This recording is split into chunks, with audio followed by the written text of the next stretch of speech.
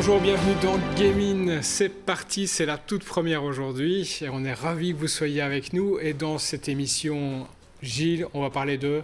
Jeux vidéo. Bon, les jeux vidéo, ça devient quelque chose d'excessivement important. Un petit mot, tu es chroniqueur de jeux vidéo depuis de nombreuses années. Oui. Est-ce que tu as vu grandir justement ce monde des jeux vidéo ? Vraiment. Enfant, je jouais beaucoup, depuis que j'ai 6 ans. Ça fait 18 ans que je fais ce métier, en parallèle à d'autres. Les époques changent beaucoup et là pour l'instant moi, je prends beaucoup de plaisir parce qu'on est vraiment dans une époque formidable. Alors si vous nous regardez et que vous ne vous sentez peut-être pas directement concerné par le jeu vidéo parce que vous ne jouez pas ou quoi, bon, à mon avis vous connaissez quelqu'un qui joue de toute façon et en plus sachez-le, il ne faut pas avoir entre 15 et 20 ans pour jouer, ça concerne toutes les tranches d'âge. C'est ça. D'accord. L'âge moyen, on parle de 36 ans, 40% des filles jouent, donc il faut arrêter de dire que c'est que pour les mecs. Donc ça touche vraiment tout le monde et c'est transgénérationnel. Et puis on précise que l'industrie du jeu vidéo a dépassé en termes de montant investi l'industrie du cinéma, c'est hallucinant. Ouais, c'est vraiment le chiffre qui met tout le monde d'accord par rapport à ça. Bon, alors dans cette émission, on va vous parler évidemment de jeux et on va les montrer parce que tu les as testés.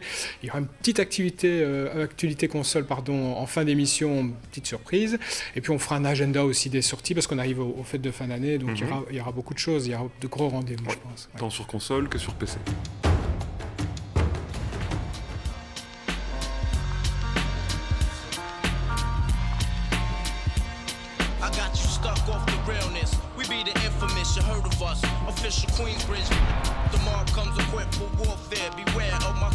J'ai envie de faire une photo de toi avec mon smartphone. Et ça pourrait être utilisé dans un jeu, je crois, non ? C'est ça que tu m'expliques. C'est ça. C'est NBA 2K18. Alors NBA 2K, ça fait des années que derrière ce titre se cache une licence officielle de la NBA qui propose une simulation de basket. De basket, voilà. Classique. Et il y a toujours eu un mode carrière, comme dans beaucoup de jeux, même dans les simulations de sport, où on peut créer un personnage qui va évoluer sur les parquets.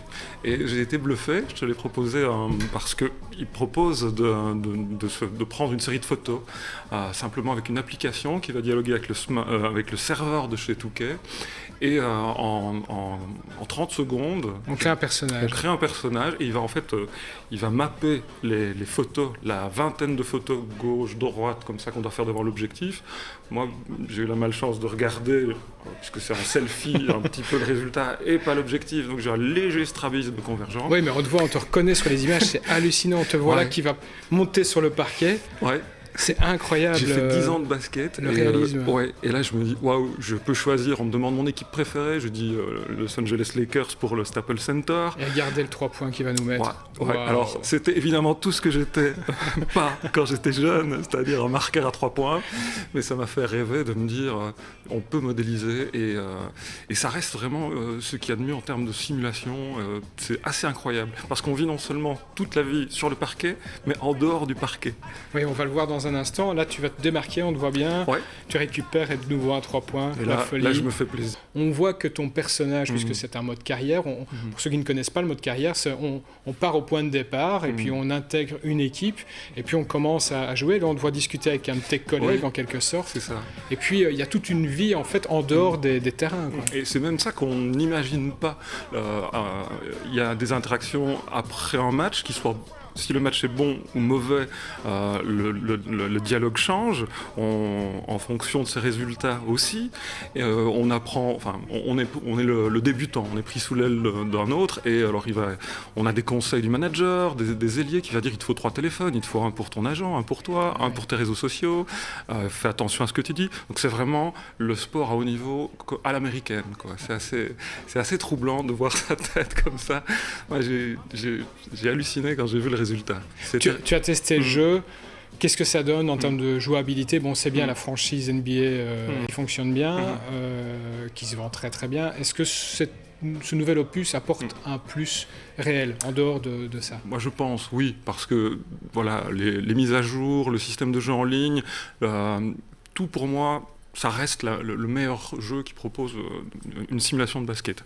Maintenant, ce qui est le point négatif, c'est qu'il y a du multijoueur en ligne et que donc, pour faire progresser son joueur, Touquet incite vraiment à ce qu'on sorte la carte de crédit pour acheter des points, pour faire grandir le niveau de son joueur beaucoup plus vite.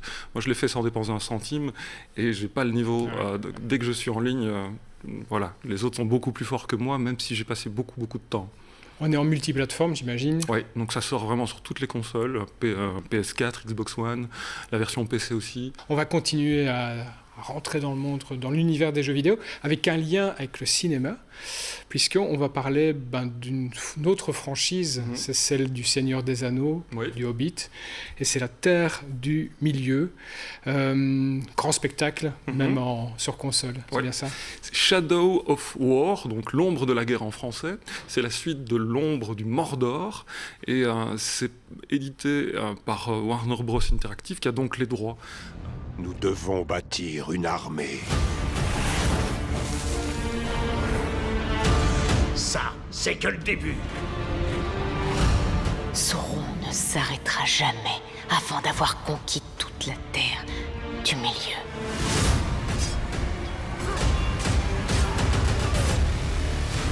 Nous ne servirons pas le Seigneur des Ténèbres! Ces terres nous appartiendront!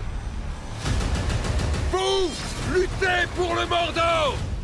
Vous, luttez pour le Seigneur de Lumière! Donc ça va s'adresser tant aux joueurs qui ont connu le jeu d'il y a 2-3 ans qu'aux fans peut-être de cinéma. On y croise le célèbre Gollum. Et concrètement, c'est un jeu d'action et d'aventure dans un monde ouvert. Les joueurs connaissent bien le terme bac à sable. Ici, le bac à sable, il est assez noir, avec Sauron et les orques, ces fameux Uruk-hai qu'on a pu voir dans les films de Peter Jackson. Voilà. Oui. Bien joué. C'est du grand spectacle et c'est surtout une mécanique au poil parce que qu'est-ce qu'on doit reconquérir les terres de l'affreux Sauron et de ses armées. Soit en les convertissant à sa cause, comme on est en train de le voir, on voit Talion qui avec des pouvoirs et lui dit « Maintenant je te laisse la vie sauve, mais tu bosses pour moi et tu vas faire partie de mon armée » ou alors de choisir de les éliminer tour à tour.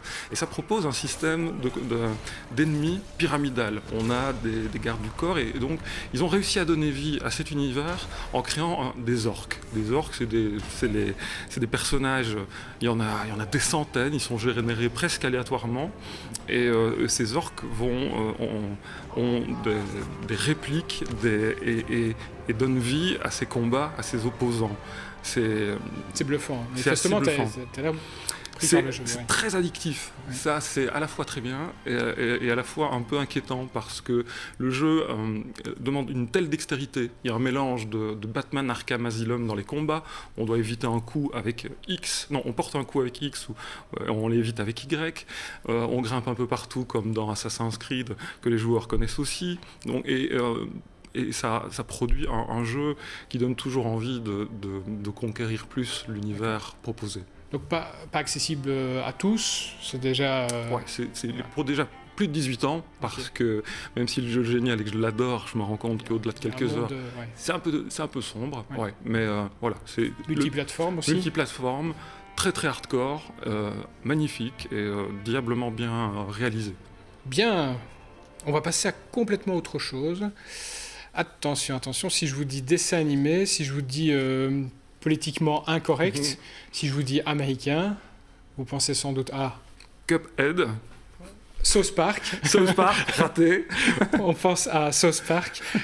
L'Annale du Destin. Voilà, on passe du Seigneur des Anneaux à... c'est pas complètement par hasard. L'Annale du Destin, c'est un jeu... Une satire. Qu'est-ce qu'on peut dire? Oui, c'est assez particulier. C'est l'œuvre de ces deux farfelus, Terrence, les deux créateurs, qui ont fait ce dessin animé qui est américain, absolument étrange et barré en aplat, avec des enfants irrévérencieux. Moi, j'ai vraiment découvert... C'est le deuxième jeu Ubisoft. Ubisoft a créé un premier jeu, South Park. C'était le Bâton de Vérité, et qui était basé sur l'univers du Seigneur des Anneaux, effectivement. Et on nous demande de créer son personnage, un enfant, qu'on essaye de ressembler à ses traits, donc c'est assez drôle de voir qu'un enfant va lui faire porter une barbe, tout des trucs comme ça. Et en fait, c'est c'est la vie d'un quartier où on incarne un personnage plus ou moins à son image, qui va retrouver Cartman et toute la bande de South Park, et qui sont toujours des enfants tout aussi, ils n'ont pas leur langue en poche, mais qui avant tout ont des jeux, voilà, qui jouent au Seigneur des Anneaux avec des bouts de carton pour faire des dragons. Et donc concrètement, c'est un jeu de rôle et d'aventure au tour par tour, ou avec une équipe qu'on mène. Alors, j'ai adoré y jouer en anglais, et les sous-titrés français, c'est assez cocasse. On incarne le seigneur douchebag, je ne sais pas traduire. Et il y a quelque chose de magique, tellement c'est bien fait, tellement ça renvoie à l'enfance, aux super-héros. Avec des jeux, parfois on pouvait laisser, voilà, avec le roi par exemple ici, qui est sur son trône. Ah, oui. Et qui, voilà, là, qu'est-ce qu'on doit faire exactement ? Là, en fait, on doit dans South Park, on est encouragé à tester toutes les toilettes qu'on peut croiser dans le jeu et à démouler la plus belle grande commission. Donc on peut être le roi de la grande commission, et il faut, avec un système, il faut coordonner sa digestion et tout le système dans les toilettes. C'est du South Park. Voilà. Pur et dur. Ouais. Gilles, j'ai regardé un petit peu effectivement le gameplay. Un peu plus tard, il y a une partie de combat.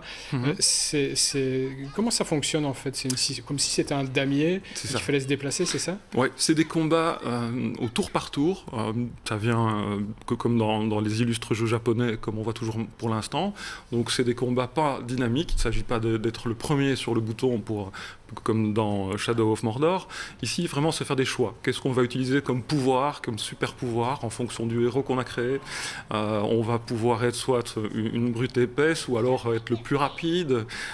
Et donc, c'est des choix stratégiques. Là, on est au début du jeu, parce que je ne voulais pas trop en dévoiler. Après, on a plusieurs coéquipiers. Donc, c'est un jeu de gestion d'équipe et d'affrontement. C'est un peu comme une partie d'échecs. Voilà, au tour par tour. D'accord. Là, on voit effectivement quelques images et ce tour par tour. Tout public ? 18+, malgré tout. Donc pas tout public. Non, ils avaient eu énormément de problèmes de censure dans le précédent, qui avait été où les censures européennes étaient quasiment aussi drôles, voire plus drôles que les gags. Ici, ils ont dit non, tout le monde jouera la même version. Ça reste le ton de South Park, mais la recette des développeurs d'Obsidian notamment et d'Ubisoft fonctionne toujours aussi bien. C'est un jeu extrêmement attendu, ça va faire un carton, ça vient de sortir hier, donc c'est vraiment du lourd. Multiplateforme aussi. Oui. Ok, parfait. On passe à un autre ton également. Alors, il y a dans le domaine des jeux vidéo différentes catégories. Effectivement, il y a les jeux de combat, il y a les jeux de simulation, il y a des jeux de tactique aussi. Et puis, il y a parfois ce qui s'apparente à des serious games, c'est-à-dire des jeux qui sont un peu plus sérieux, ou en tout cas qui intègrent une dimension supplémentaire. Et là, on va parler d'un jeu, Senua, Hellblade, avec... C'est une dimension assez particulière, presque une dimension psychologique, presque psychiatrique. Oui, vraiment. C'est pas arrivé souvent, mais c'est un jeu qui aborde la maladie mentale en la personne de Senua, qui est une guerrière pique, qui est une communauté de guerriers dans le nord de l'Angleterre. C'est un jeu anglais fait par les Ninja Theory, malgré le nom, ce sont des Anglais. C'est une équipe qui avait fait un très très bon jeu qui s'appelait... j'ai un trou de mémoire, sur PS3 à l'époque, et qui sort ici de manière tout à fait indépendante, c'est-à-dire pas à l'aide d'un grand éditeur, un jeu en collaboration avec l'université de Stanford, où ils ont travaillé ils ont interrogé des patients qui souffraient de psychose, de maladies mentales. Et c'est l'histoire donc de Senua qui revient à son campement et découvre son mari assassiné, et elle bascule dans la folie. On ne sait jamais si elle est dans le réel ou dans sa tête. Le jeu, c'est un jeu extrêmement touchant. C'est une quête en fait. C'est une quête pour essayer. Vengeance. C'est une quête ici. C'est vraiment pour récupérer l'âme, sauver l'âme de son défunt mari qu'elle veut retrouver, qu'elle veut sauver des atrocités qu'il a subies par ces Vikings débarqués chez elle. Et donc elle bascule dans la folie. Les développeurs conseillent de jouer. le jeu le conseille d'être joué au casque, parce qu'en permanence, il y a des voix stéréoscopiques à gauche, à droite qui nous parlent en permanence. Dans les grandes lignes, c'est un jeu qui est peut-être... Ça a été le jeu le plus vendu du mois d'août, alors que ce n'est pas un jeu de combat comme on pourrait le croire. On voit sur les images, effectivement, on n'est pas en train de sortir l'épée à tout bout de champ. C'est un jeu de quête et d'exploration, et plus on avancera dans l'histoire, plus il y aura des choses étranges inspirées de ce que peuvent voir et ressentir les gens qui souffrent de psychose et de maladies mentales pour être... C'est une quête pour la rédemption. Ouais. Multiplateforme. C'est sur PlayStation 4 et PC.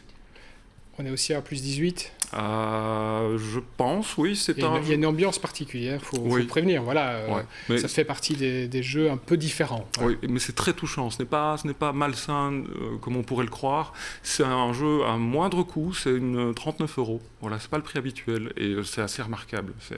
Ça a fait un carton mérité. Il y a un docu qui est consacré à la réalisation de ce jeu. Vous le trouverez sans doute sur Internet sans trop de problème. YouTube, C'est assez intéressant de voir effectivement l'interaction avec les patients de l'hôpital, avec les spécialistes, et de voir comment ils ont construit pas à pas ce jeu. C'est un petit peu différent, effectivement. On bascule complètement dans autre chose. Destiny. Bon, là, on n'est plus trop dans le jeu subtil. C'est un peu plus punchy. Oui, c'est le carton de la rentrée. Cet été à la Gamescom, on croisait des joueurs qui s'inquiétaient de leur vie sociale parce que Destiny 2 allait arriver et qui savaient qu'ils allaient jouer autant que le premier. C'est un jeu qu'on doit aux créateurs de Bungie Interactive. C'est les créateurs de la licence Halo, une licence américaine. Et donc, c'est un jeu de tir à la première personne, un first-person shooter, où on va créer un personnage, une classe. Il y a 3 classes de personnages.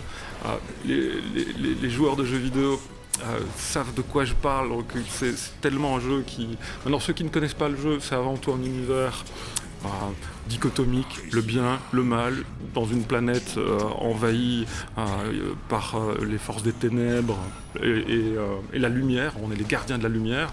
Le scénario, c'est pas quelque chose qui m'a vraiment captivé, d'ailleurs il passe un peu au second plan, tellement les mécaniques marchent très très bien au niveau du tir et même du jeu sportif, on va dire ça, je veux dire, en termes de réflexe et de compétition. C'est un jeu c'est un savoir-faire incroyable.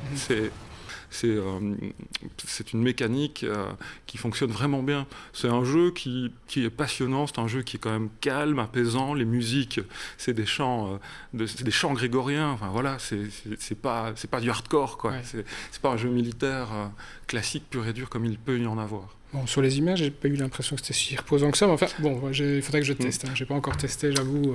Dans les images, c'est un match, donc c'est un match en équipe. Là, c'est plutôt sportif, on va dire.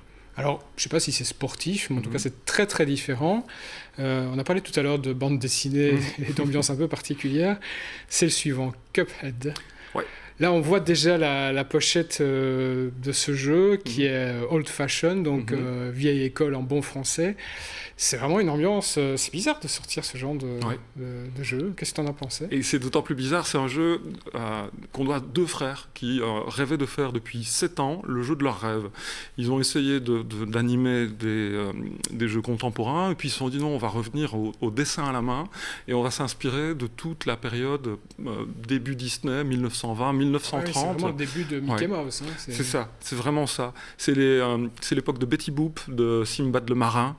Donc c'est là, on voit les images derrière, et ils ont créé un jeu qui est un jeu on va dire, de shoot and run, donc on tire et on court et on saute, de plateforme, et surtout on croise des boss. Les boss, c'est à la fin d'un niveau où on va avoir un ennemi plus gigantesque, on va croiser une fleur géante, un moment qu'il faudra affronter. Et ce qui est vraiment bien, c'est que c'est un jeu qui prend le contre-pied du rétro gaming, ou qui doit nécessairement être en pixel art si on a peu de moyens, avec des musiques en chiptune, en 8 bits. Non, ici la bande originale, c'est 56 pistes jouées par un big band américain, donc ça aussi ça reprend tous les codes de l'époque, et c'est très très bien fait. Maintenant, ce qui est assez étonnant, c'est le jeu est très très difficile. Ah oui. Oui, il y a eu d'ailleurs une petite anecdote que je ne résiste pas de vous raconter. Un journaliste a fait une vidéo en me disant sur YouTube que ce jeu était trop dur. Il s'est fait insulter, il a reçu des menaces de mort, c'était n'importe quoi. Et les frères qui ont développé le jeu ont dit non, on respecte déjà ce journaliste. Le jeu est difficile, mais le jeu n'est pas sadique. Le jeu est gratifiant. Ça veut dire que il faut une certaine dextérité. On peut jouer seul ou à deux ensemble contre cette carotte géante qui est quand même un petit peu effrayante. Moi, ça me rappelle quand même des images dans mon enfance. C'est aussi un jeu qui reprend l'esthétique avant la loi de 1926 sur la violence à la télévision américaine, dans les animés. Mais c'est un carton, ce jeu-là. Moi, je croise des étudiants qui y jouent et ça met tout le monde d'accord, tellement c'est bien réalisé.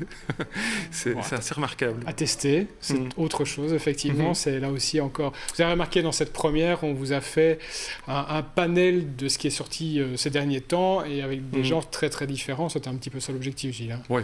Ok. Tu nous as amené quelque chose, je pense. Oui. Petite surprise, ici. Quelque chose que beaucoup de joueurs ont précommandé, ont voulu absolument. C'est à l'heure de la nostalgie du début des années 90 ou des années 80. Ici, on est du début des années 90. C'est la Super NES, la Super Nintendo qu'on a connue en version mini que Nintendo ressort. Tu l'as reçue il y a quelques heures, hein, c'est encore tout chaud. Voilà, elle va vraiment sortir comme de la boîte. Ce n'est pas la première fois qu'il y a une réédition, mais ici elle est en version plus petite, donc c'est vraiment un condensé de la version de l'époque de la Super Nintendo qui faisait sans doute, je ne sais plus exactement l'échelle, mais on retrouve, c'est culte, voilà, c'est culte. Certains, puis il y a un peu un débat dans la communauté des joueurs de se dire est-ce que c'est bien finalement de payer quand même 59 €, je crois que c'est son prix officiel. Maintenant, il y a un tel lobbying là-dessus qu'il y a des gens qui la vendent 3, 4, 10 fois son prix. Ah oui, carrément. Oui. Tellement ça s'arrache et qu'il y en a pas. Sans jeu, évidemment. Il y a une vingtaine de jeux qui sont préchargés. Préchargés, c'est les versions anglaises. Oui, il y a 21 jeux. Ça, c'est le carton assuré pour les fêtes de fin d'année, pour Saint-Nicolas, ce genre de choses. Et c'est aussi la façon c'est transgénérationnel, ça permet de montrer à ses enfants les jeux auxquels on a joué, de revenir retour à la base. Donc, c'est avis aux amateurs, en quelque sorte. Voilà. La NES Mini. On vient de la recevoir, donc tu la testeras, on vous en dira un mot sans aucun doute. Et puis on va terminer cette émission en faisant l'agenda des sorties, parce que là, il y a du très très lourd qui arrive. Assassin's Creed, sur les origines, attendues. Oui, après 2 ans de silence, parce qu'ils en sortaient un chaque année, ici, la nouvelle licence Assassin's Creed d'Ubisoft va se plonger dans l'Égypte ancienne. Donc après avoir visité toutes sortes d'époques, et c'est très très attendu. Alors ici on a le Call of Duty qui, après pas mal d'années de critiques, essaye de rattraper les parts de marché qu'avait gagné l'opposant Battlefront 1. Ici, on est passé sur autre chose. Je te coupe parce que ça va vite. C'est Dead Island. Ouais. Ça, c'est un jeu complètement barré. On voit, il y a des zombies, le type qui fait son jogging tranquille, et puis derrière, c'est une ambiance très particulière. Moi, j'aime beaucoup, mais c'est inspiré de Romero. C'est la dégénérescence humaine infestée de zombies. Zaï. Star Wars Battlefront 2, ça c'est les versions multiplayer bêta qui nous plongent dans les guerres épiques du Star Wars bien connu, où on croise Han Solo, la princesse Leia, et où je me suis retrouvé bidasse sur le terrain, comme dans le premier. C'est l'évolution, et c'est en espérant que dans la version finale, les critiques du premier qui disaient quand même que le jeu était extrêmement difficile soient revues. Bon, là, le personnage, si vous le connaissez pas, là, je sais pas, là, il faut... Le plombier moustachu, juste corps Super rouge. Super Mario, évidemment, et c'est l'Odyssée. Ouais, c'est parti. C'est un carton. Le salon de la Gamescom de Cologne cet été l'a élu meilleur jeu du salon. C'est pour les fans de Nintendo, je crois que c'est enfin un jeu que j'attendais, parce que moi je sature un peu de Mario, et ici il y a la copie est revue. Ok, et on termine par Wolfenstein. Wolfenstein 3D, c'est l'histoire c'est un jeu qui revisite la période dramatique de la Seconde Guerre mondiale nazie. C'est un Américain qui vient sauver la planète à la Schwarzenegger avec deux sulfateuses, donc c'est assez énorme. Ce n'est pas dans la subtilité. Non, il y a une compris. certaine ironie, il y a une certaine... Ouais, c'est décalé. Bon, ok, ben voilà un programme chargé pour cette émission, et puis à venir aussi. On est déjà au bout, c'est incroyable, ça va super vite. Déjà. Bon, on vous donne rendez-vous le mois prochain pour un nouveau numéro de Gaming. Ce sera le numéro 2. On va se rapprocher des fêtes. Il y aura, à mon avis, un festival de sortie. On n'aura que l'embarras du choix. Et d'ici là, on va tester la nouvelle console, d'accord ? Oui, voilà. Ok, merci Gilles. Bonne soirée à vous, à très bientôt.